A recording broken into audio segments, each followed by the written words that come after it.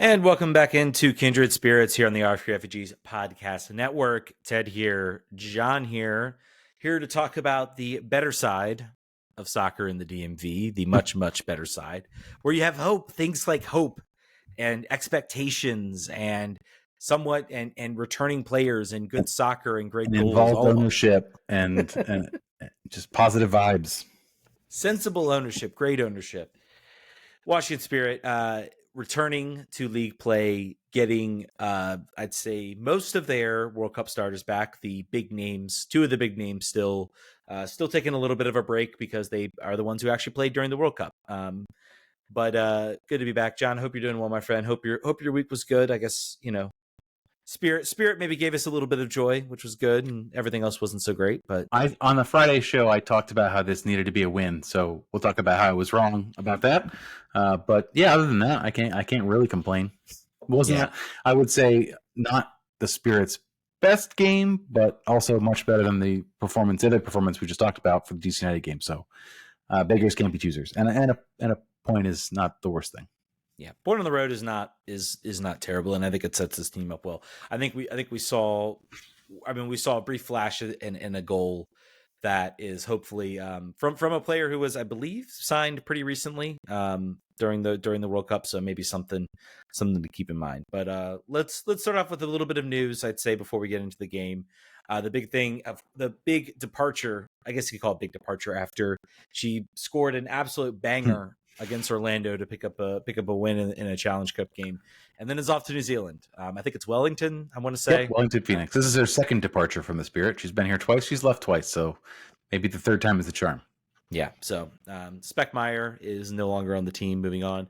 And then Michelle Kang puts out an email talking about, again, sort of reaffirming her devotion. I think we saw some of the advertising boards around the city, and then also launching probably one of the best season ticket packages I've ever seen, which is buy a season ticket for 2024 and you get one for 2025 completely free. So it seems to me that is an insane deal. If you know you're going to be in the DC area and you like soccer, I can't imagine the season ticket price is going to be all that much compared to the other side.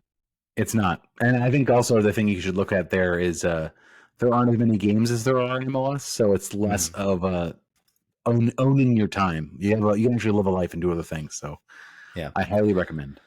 And in other news, also the Challenge Cup is going to be no more next year. They are deciding after the season. They are deciding to end it. Maybe let's maybe want to talk a little bit about that. Let's do that. Yeah, we've had some thoughts on the Challenge Cup. I think the Challenge Cup, it was kind of a happy accident for the NWSL. It was not something that was really well planned, or it wasn't something they said, we're going to do Challenge Cup. It was born out of the COVID pandemic, and they're like, we need games. Let's go to Salt Lake and play games. They made a big deal about being the first professional league back. They played the Challenge Cup. They get no credit for that, by the way. What's that? They get no credit for that, by the way. Yeah. Obviously time has moved on, but like from a bubble perspective, they were the first ones to do it without having any sort of COVID situations, and it didn't have a dumb name like MLS is back. It had Challenge Cup, and I think I think what's been talked about is this was kind of a little happy accident. They gained a lot of momentum from it. The games were fun to watch, and it was kind of the first trophy back. And they basically said, let's make this a preseason thing every year. And the preseason thing killed the Washington Spirit. And okay, now we're going to do it again. I think they got some sponsorship money from it. I think what's been talked about is basically, sponsors wanted to jump onto a tournament type situation, something quick and easy to sponsor, and they get their name attached to it and everything. I think we've talked about, ways. I think we all kind of looked at the way the tournament's formatted now. We're like, it's a little silly now. It's a little silly to play this kind of mid-season tournament that isn't really counted as winning the championship. It's not really a part of the regular season anymore.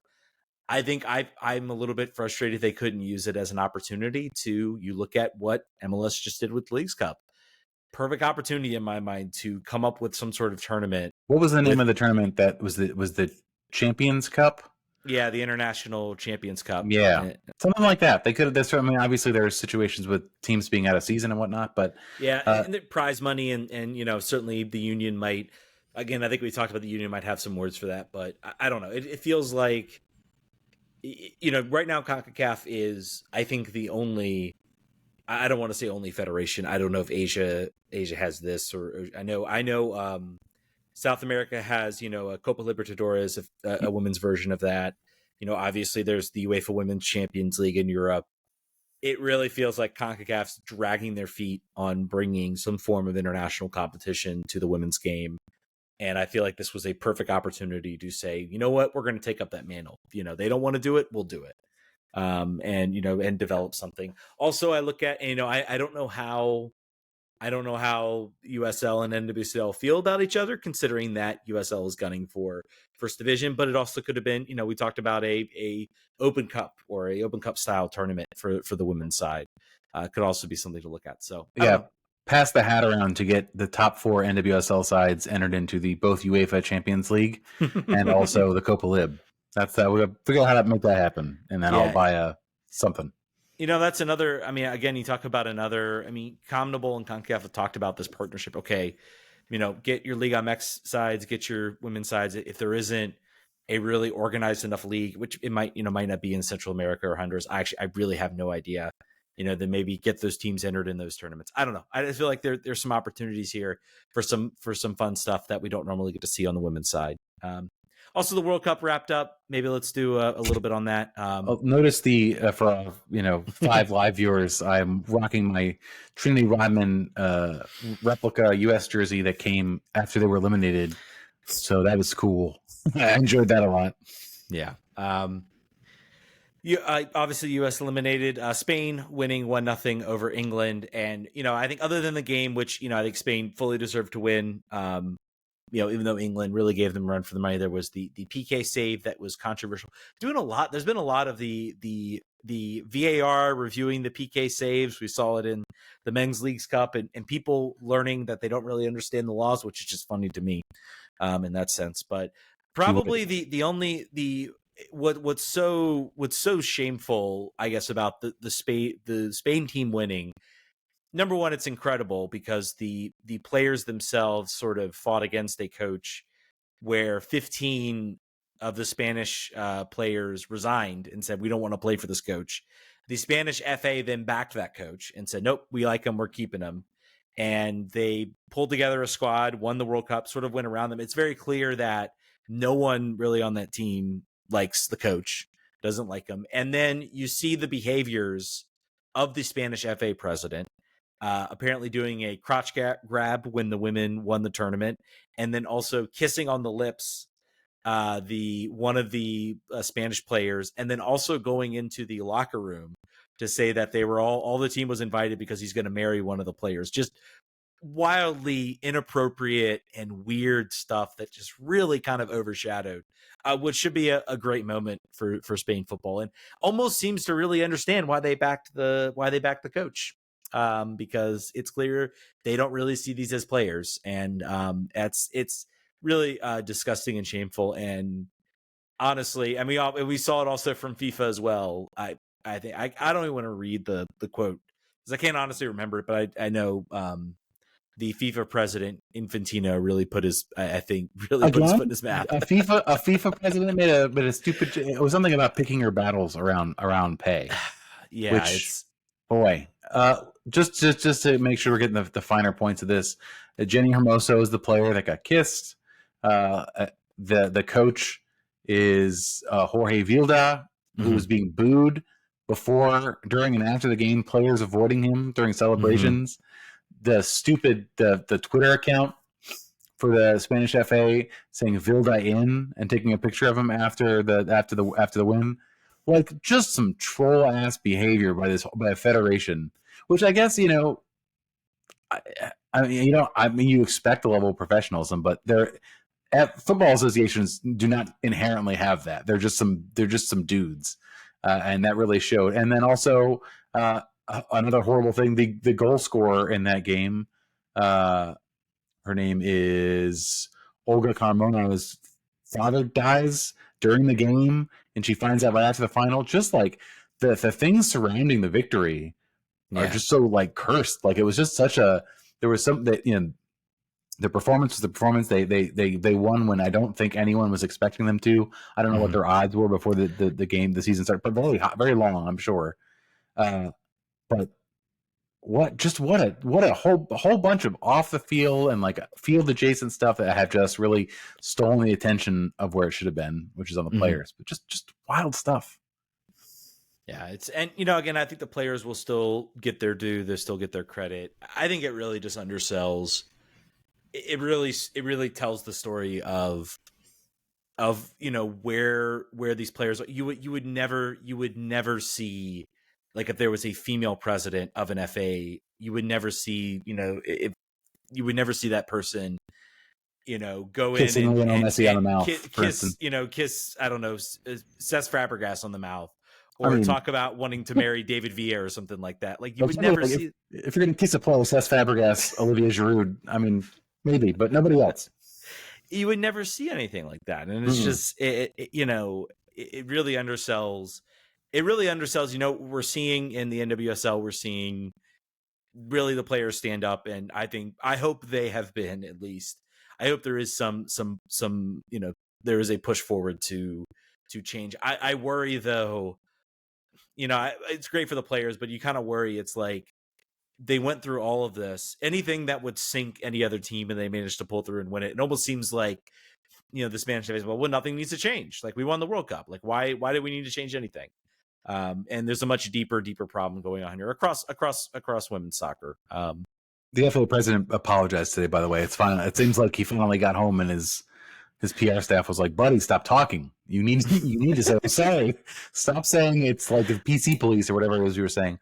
You were saying like, "Oh, it's just the emotion of the win." I'm like, dude, it's still like, yeah, you are the president of a federation.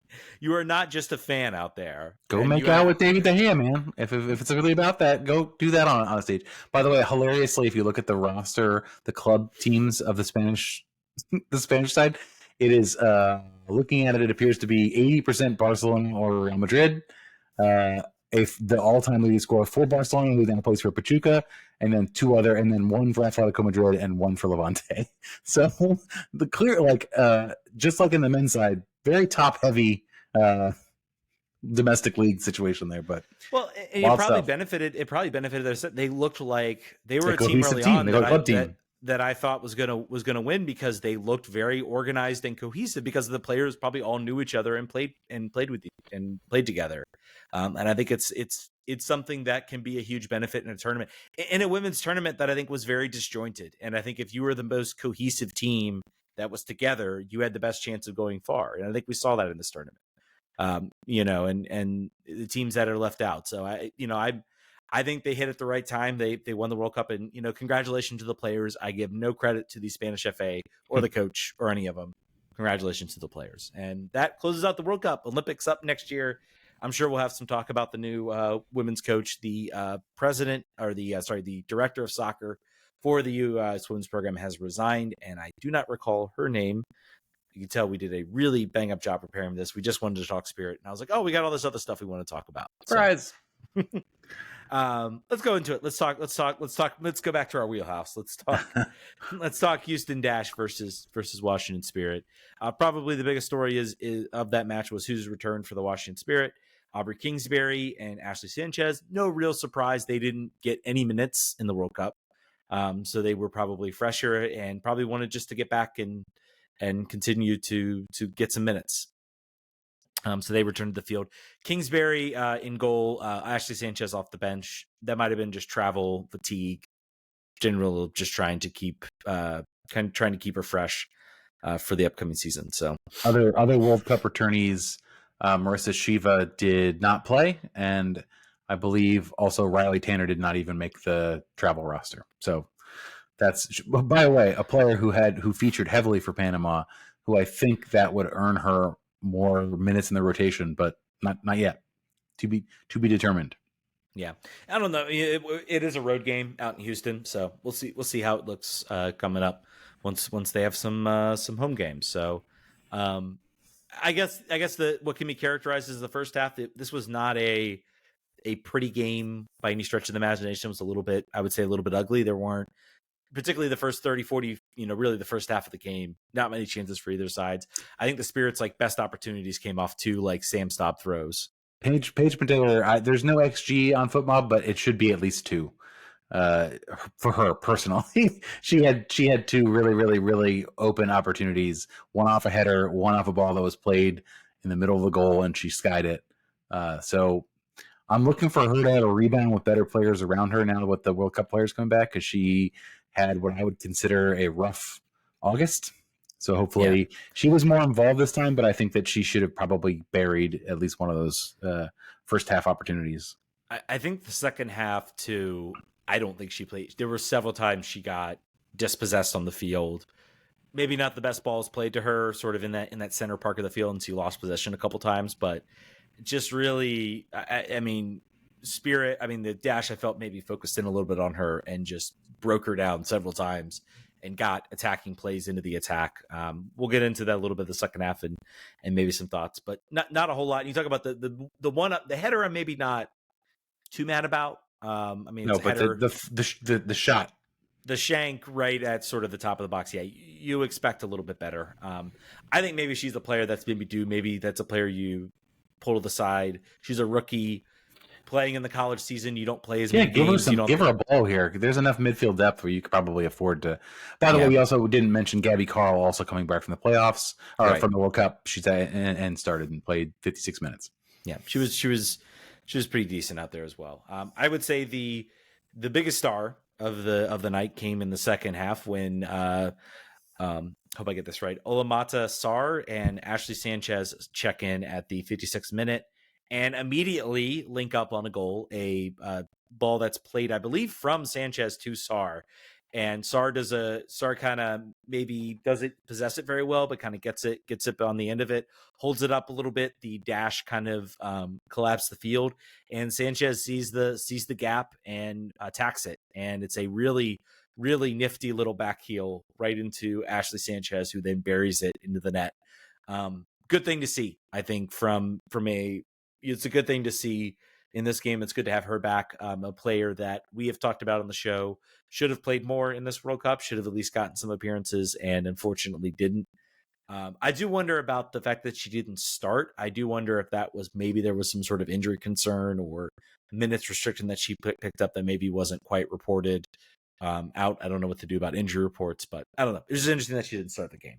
Yeah, interesting thing about Uli Sarr's backheel assist, it was absolutely the best thing she did in the game. She also lost 10 duels in 30 minutes, and she was also part of the defensive breakdown that caused the goal, the equalizer. So I would say, I watched the highlights, I watched some of the game, I watched her play. I feel like she has technical skill on the ball. I think the work rate needs to pick up a little bit, and she needs to adjust to sort of the pace of play and the physicality in this particular league, which is a good league coming from Ligue 1. It's not like it's a giant step up, but it is a step up, I would say, overall from a week-to-week basis. So you got to figure that out. Yeah, I mean, I guess the most frustrating part is after the goal, it very much felt like immediately the Spirit went into, okay, now we got to hold this lead. Like we're just going to see the game out the rest of the way. Because Houston was not dangerous for the most part, so they were probably like, well, we could. You're right. 1-0, park the bus. They were forcing the dash to take shots outside of the box over and over and over again. The only time Kingsbury was called into action was to tip balls over the crossbar that from distance. So to their point, if things stayed the same for the last 10 minutes, they'd have been well vindicated. But unfortunately, they did not stay that way. Yeah, I mean, but to me, it's just a little. I don't agree with that. I'm fine with it. I suppose I'm fine with it, like minute 90. Okay, then you look to pull things back. But I just feel like you're opening yourself up. If you score a goal minute 62, you've got 28 more minutes in this game. You've got fresh players on that have already produced an attack. Keep it going. Maybe try to push the game a little more. Try to maybe find that second goal. And I really feel like they didn't have too many chances after that. It was like that one chance, and then they suddenly. Again, Houston's going to step up, but I think you still play a little bit on the front foot because now they have to chase the game you can then catch them on the break. And you have the players now to do that, where you can catch them on the break and get that second goal and really bury it. And then maybe you're walking out of here with 3 points. Yep. To their credit, like you said, they did sort of hold the dash in, not too many chances, in other words, and then until a cross from Ebony Solomon to a different Sanchez, Maria Sanchez, who plays for Mexico, finishes the ball.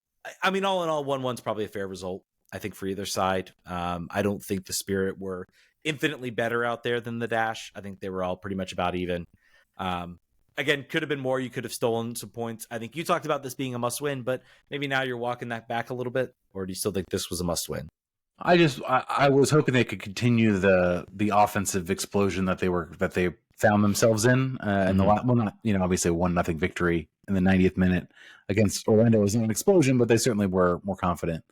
This seemed like a temporary lapse in focus. Like I said, Olimar and Paige Monteiro kind of switch off for a second there on the side. Sanchez crosses the ball. Staub loses a runner. Salmon scores. By the way, people have been looking for Ebony Salmon to play more minutes for 2 years. She sat on the bench at Racing Louisville. She gets a chance down here and did well with it. This is also a team with a bunch of former Spirit players, with Caprice Tedesco and Natalie Jacobs, who never really got minutes for the Spirit, but appears to be a relative fixture for Houston. But yeah, no, I don't. I still would have liked to have seen this be a W, but next game, full complement back, I think it's going to be big. Ashley Hatch had a pretty poor game. Mm-hmm. I'm curious. I've not had a chance to talk to her. I'm curious, sort of like how she is doing in light of the last month that she's had. She's been having to play and carry some of the load in the Challenge Cup. Just looking at her stats here, 3 shots in 90 minutes. Dispossessed 4 times, offside once, 0% on crosses, 0% on long balls, 2 out of 6 on ground duels won, and 0 out of 4 on aerial duels. Just not her normal game. Not really physical. Not really commanding the opponent's 18. So hopefully, I would say Sanchez from the start next week. I would say Trinity in some capacity, playing to give her a little bit more help up top. Nothing against Lena Solano.